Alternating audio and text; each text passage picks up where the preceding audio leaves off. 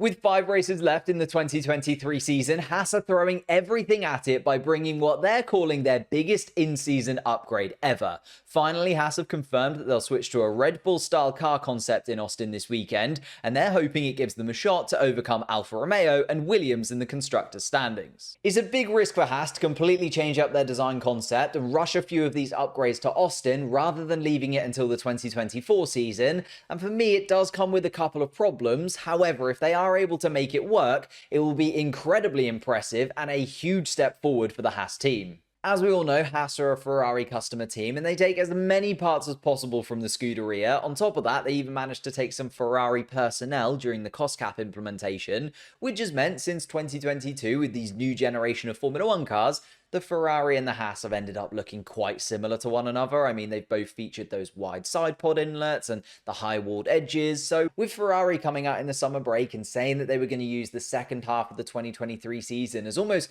testing for 2024 and implement a few things that they hope to really then step up into the 2024 season, I imagine that Haas would probably be doing the same, especially because Haas have gone through a similar cycle over the last couple of years. They start off incredibly strong. I mean, Nico Hülkenberg in particular at the start of this year was really impressive, especially in qualifying, and then was able to convert that into points moderately often. I mean, in Australia, there was even a shot at a podium amongst the chaos of the red flags before everyone was then reset and he was dropped down the order again. But as we approach the summer break, and it feels like there is a limit for Haas every single season, and they definitely reached the limit with their concept this year fairly early. I mean, it happened at a similar time to when we saw McLaren really take a step forward. I think of kind of Canada, Austria, Silverstone. I mean, the Haas has still been fairly quick in qualifying. We've seen a few Q3 appearances from Nico Hülkenberg in particular, but again, drawing those parallels to the Ferrari car of 2022, where it was really quick on a Saturday,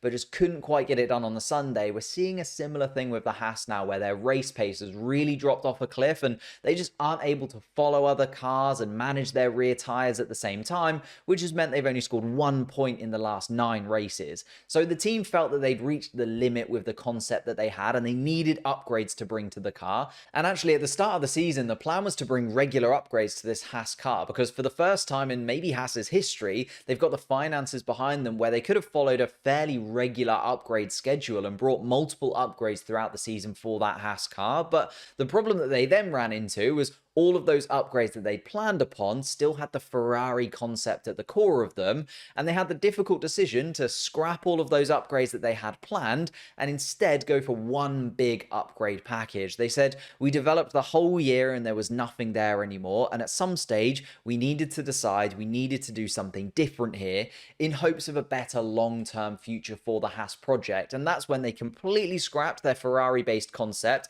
and are now moving towards a new concept based on the Red Bull car. And Gunther Steiner, to be fair to him, was fairly open about it. He said, we're trying to go to that downwash shape now like everyone else has got. And I can understand that from Haas. Obviously, Red Bull have shown that that's what works during the current regulations. And if they wouldn't have made that switch over to the Red Bull style concept, maybe they would have just been left behind and we see a 2025 season that's similar to the 2021 season from Haas, which nobody really wants to see. A car that is just so far off the pace of everything else. But the problem Haas then faces finances.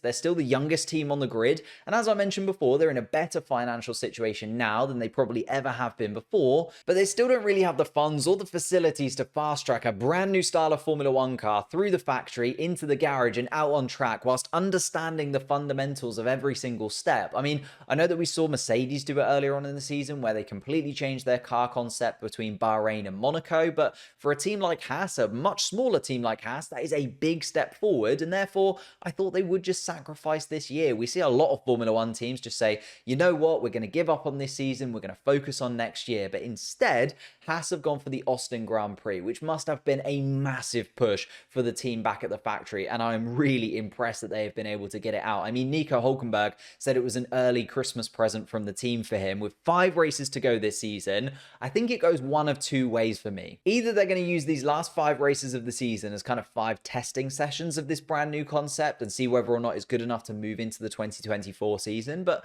5 races is not a lot of races to be able to do that kind of testing. So maybe, just maybe, and this a little bit out there, they have so much faith in this brand new style Haas car that they're actually thinking of a little bit of a charge towards Williams and Alfa Romeo possibly for 7th place in the constructors standings. Now, you could say that they've left it a little bit too late. Obviously, they are the last team on the grid to make these changes, and Williams already in 7th place with 23 points, Alfa Romeo already in 8th place with 16 points. They've already brought their big upgrade packages, but then again, Haas therefore know what they're aiming at with the Williams and Alfa Romeo car. They know where they're going to be, and neither of those two are going to be bringing any more upgrades to the rest of this season. So now it's just down to whether or not Haas think they can double their points in the last 5 races of the season compared to what they've got so far. And to be fair, it's kind of worth the risk for them. The prize money for the constructor standings, the difference between 7th place and 9th place is around $20 million, which Haas could definitely use. And as I said before, they are still the smallest team on the Formula 1 grid, and with the capital expenditure rules slightly changing,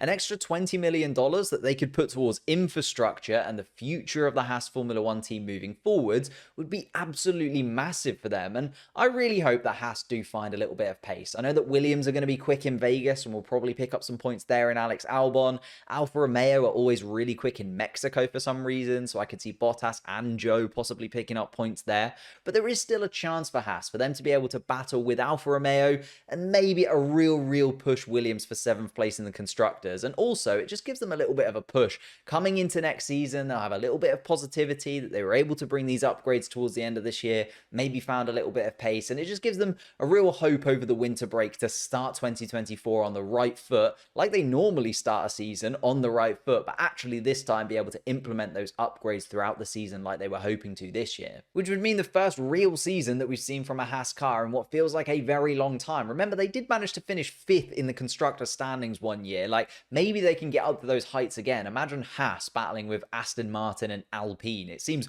almost impossible now, but that's where they were just a few seasons ago. I'd love to know what you think, though. Who do you think will come out on top? Do you think Haas will be able to beat Alfa Romeo? Do you think they'll maybe even be able to beat Williams? Or do you think AlphaTauri might swoop in and Haas will actually end up 10th in the constructor standings by the end of the year? Let me know in the comments down below. And if you enjoyed this video, I also put together a video discussing Mercedes and what I think they should do moving forwards with George Russell and Lewis Hamilton. So click that link and I'll see you over there.